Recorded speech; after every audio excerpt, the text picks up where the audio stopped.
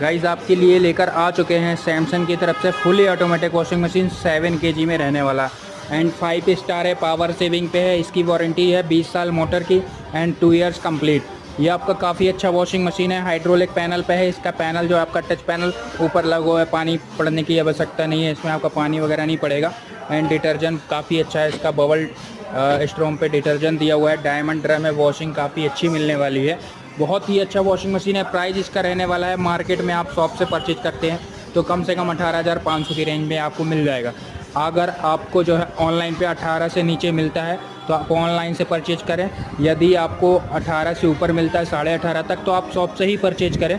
Shop से लेने से क्या है, थोड़ा सा सर्विस वगैरह में कोई दिक्कत आने का चांस नहीं रहता। अगर दिक्कत आती भी है तो आप जो है दुकानदार को बोलेंगे तो प्रॉब्लम जल्दी सॉल्व होगी। तो थैंक यू सो मच। मिलते हैं नेक्स्ट वीडियो में। चैनल पे नए हैं तो चैनल को सब्सक्राइब करें। वॉशिंग मशीन काफ़ी